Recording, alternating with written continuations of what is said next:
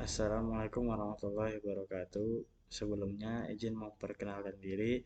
Nama saya Iqbal Mujahid Arahab, NIM 01012401 Eh, program studi pendidikan agama Islam kelas PI 2C.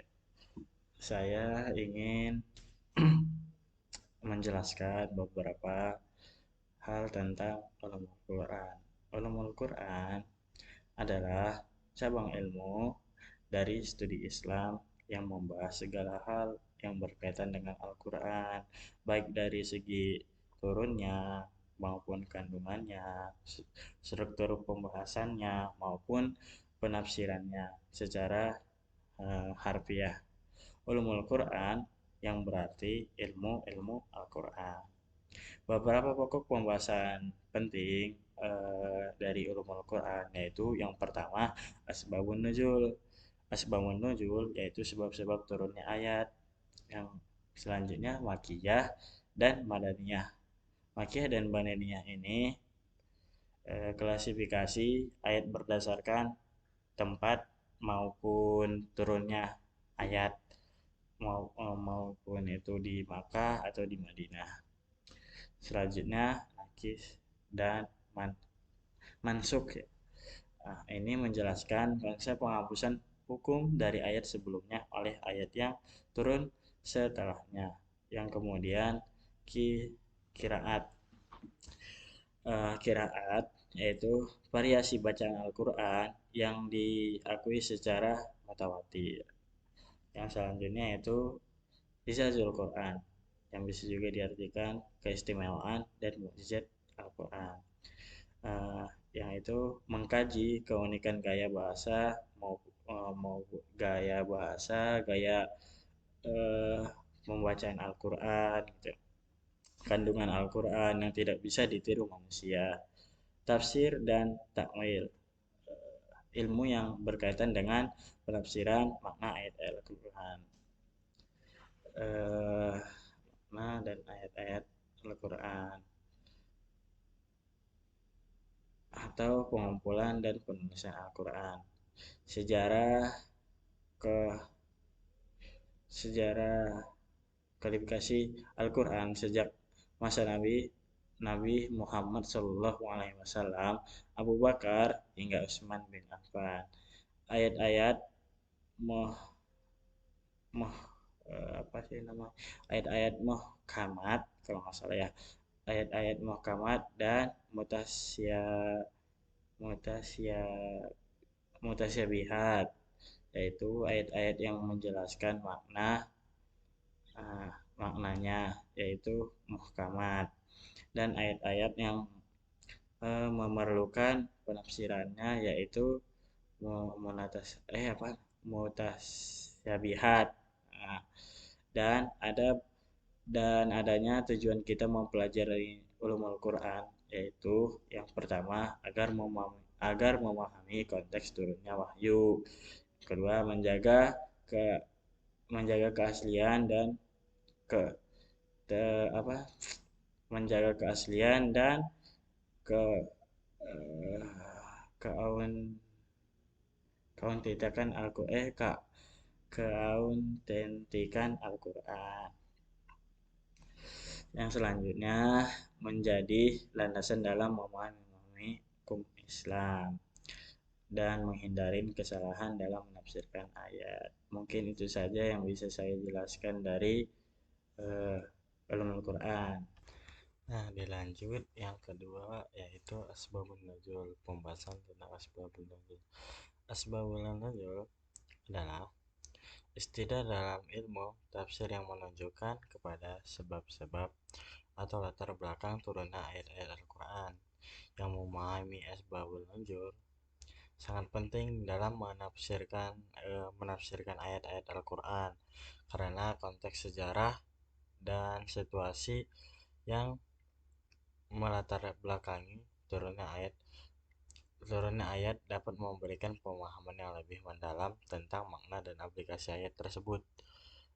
Dan ada beberapa poin penting tentang asbabun nuzul.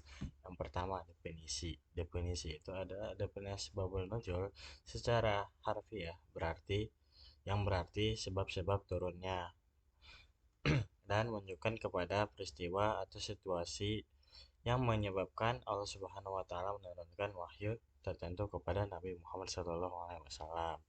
Yang kedua, pentingnya mengetahui asbabun nuzul membantu dalam memahami konteks sosial, politik, dan budaya pada masa Nabi Muhammad SAW, sehingga penafsiran ayat menjadi lebih relevan dan tepat. Nah, tiga contoh. Contoh itu adalah sangat penting, gitu ya. Salah satu contoh asbabun nuzul adalah turunnya ayat tentang larangan minuman khamar. Eh, atau khamar itu adalah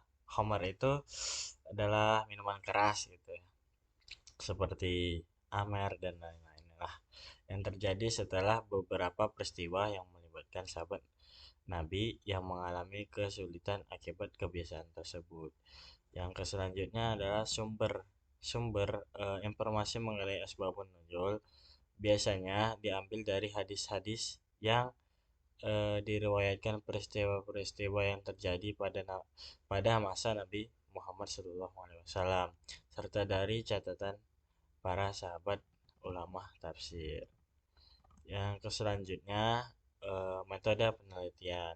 Dalam penelitian asbabun nuzul, para para ulama sering menggunakan pendekatan analisis teks sejarah dan konteks sosial untuk menggali makna yang lebih dalam dari ayat-ayat Al-Quran. Dengan memahami asbabun nuzul, umat Islam diharapkan dapat lebih memahami ajaran Al-Quran dan menerapkannya dalam kehidupan sehari-hari dengan cara yang lebih baik dan lebih tepat sesuai dengan konteks. Nah, contohnya ada di surat Al-Baqarah ayat 183 yang artinya, wahai orang-orang yang beriman, diwajibkan atas kamu berpuasa sebagaimana diwajibkan atas orang-orang sebelum kamu agar kamu bertakwa. Asbabun nuzulnya adalah ayat ini diturunkan setelah umat Islam mulai perjalanan ibadah puasa Ramadan. Sebelumnya mereka telah berpuasa dengan cara yang mereka berpuasa dengan cara yang berbeda, dan ayat ini menjelaskan kewajiban puasa yang lebih struktur dan jelas. Nah, yang selanjutnya adalah tentang munasabah. Munasabah adalah istilah dalam ilmu tafsir yang menunjukkan kepada hubungan eh, atau keterkaitan dengan antara ayat-ayat Al-Quran, baik dalam satu surah maupun antar surah. Konsep ini penting untuk memahami makna dan pesan yang ingin disampaikan oleh Subhanahu wa taala dalam Al-Qur'an.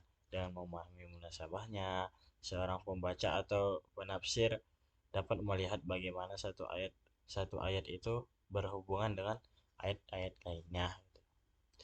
Eh, Definisi munasabah. Munasabah secara harfiah berarti berkaitan berkaitan ber, berkaitan atau hubungan. Dalam konteks tafsir, munasabah menunjuk kepada hubungan logis dan eh, tematik antara ayat-ayat Al-Quran. Pentingnya memahami munasabah membantu dalam menafsirkan ayat-ayat Al-Quran dan menafsirkan ayat Al-Quran dengan lebih baik. Dengan mengetahui hubungan antar ayat, seorang penafsir dapat menghindari kesalahpahaman dan mendapatkan pemahaman yang lebih baik, eh, atau mendapatkan pengalaman yang lebih mendalam tentang ajaran Islam. Yaitu yang berikutnya jenis-jenis munasabah. Yang pertama, munasabah tematik. Munasabah tematik itu adalah hubungan antara ayat-ayat yang memiliki tema atau konflik yang sama. Misalnya ayat-ayat yang berbicara tentang keimanan, ibadah, atau akhlak. Yang kedua adalah munasabah historis, yaitu hubungan antara ayat-ayat yang berkaitan dengan peristiwa peristiwa sejarah tertentu seperti peristiwa yang dialami oleh Nabi Muhammad SAW dan para sahabat. Nah, yang berikutnya adalah munasabah ling apa? Munasabah munasabah linguistik. Ya, yaitu adalah hubungan antara ayat-ayat yang terlihat dari penggunaan kata-kata atau istilah yang sama atau serupa. Contohnya munasabah contoh munasabah dalam surah Al-Baqarah terdapat ayat-ayat yang berbicara tentang puasa, diikuti dengan ayat-ayat yang menjelaskan tentang haji. Hubungan ini menunjukkan bahwa kedua ibadah tersebut memiliki kesamaan dalam tujuan spiritual eh, dan penguatan iman. Seperti itu. Mungkin itu saja yang bisa saya sampaikan. Kurang lebihnya mohon dimaafkan. Wassalamualaikum warahmatullahi wabarakatuh.